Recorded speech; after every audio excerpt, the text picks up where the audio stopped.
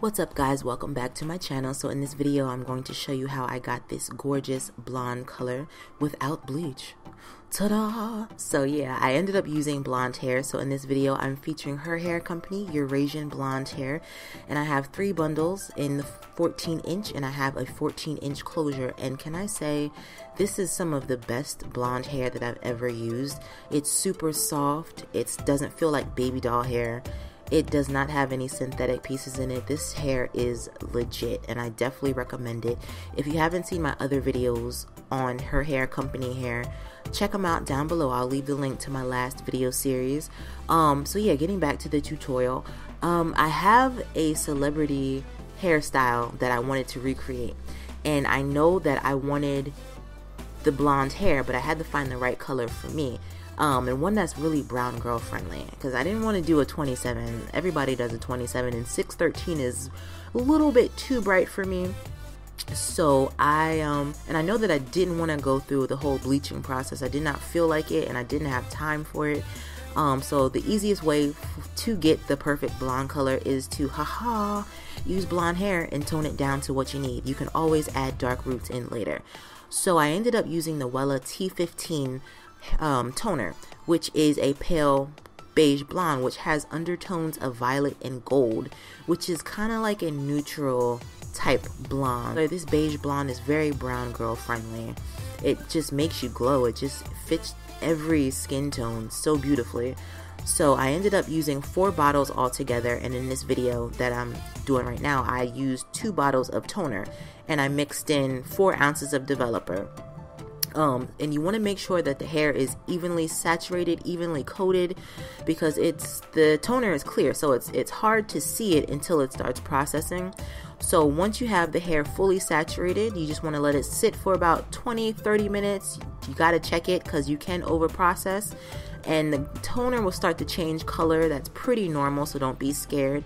So after I finished processing it, I went ahead and made my wig, and this is what the color turned out to be. It is so beautiful. Like, it's bright, it's bold, but it complements my skin tone. It's not too cool, and it looks like I didn't do anything, but just a comparison on how the hair was before versus the toner, and look at that difference. It is the most beautiful hair color ever. Now, I knew that I wanted to do a darker root, but I wasn't sure how the color would turn out, so I did a test swatch. And this is the biggest tip that I can give you guys. No matter if you're using blonde hair or you're using regular hair that you're going to bleach blonde, you always want to do a test swatch. This is a necessity. This is, you know, your hard-earned money. You know what I'm saying? This is your hard-earned money. So you want to make sure that the color is going to come out right on your hair before you do it, or else you're just wasting a lot of time and money. So do a test swatch. And as you can see, I ended up using a medium ash brown from Clairol, and the color came out super gorgeous. It's nice and ashy, but not too cool. I knew I didn't want warm roots, but looking at the swatch, I didn't necessarily want to go that dark. So what I did, I ended up using the same color, but I used less of it. So I put it on with a light touch, just so I could more so have a wash of color over the hair, and you'll see what I mean later on once I show you the result. So what I did, I went with my coloring brush and I put the majority of the color at the root, and you know, with a dry brush, I just in a horizontal formation, I just drug it down, kind of feathering the hair color into the blonde so it'll be nice and natural. Now, as you've seen, I ended up switching my tools because I didn't have as much control as I wanted with the coloring brush. It was a little bit too big for me, and especially when you're doing your closure, you want to have as much precision as possible. So you want to use a really detailed brush. So I ended up using a mascara wand to place the color on the roots and then blending it down. And you know, I highly recommend you use a cream color.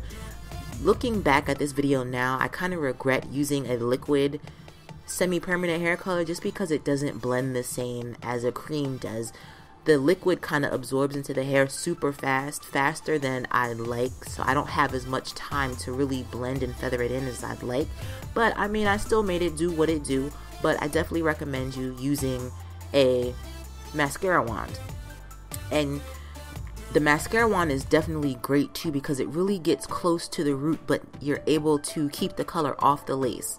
So after I did that, this is the results. You see that it's not too dark. It's not, it's not barely noticeable. If you look at the before and after picture, this is what I came up with. Now, I might go a little bit darker in the next video, but we'll have to wait and see. So if you want to see how I turn this hair into a gorgeous celebrity inspired style, definitely check out the next video.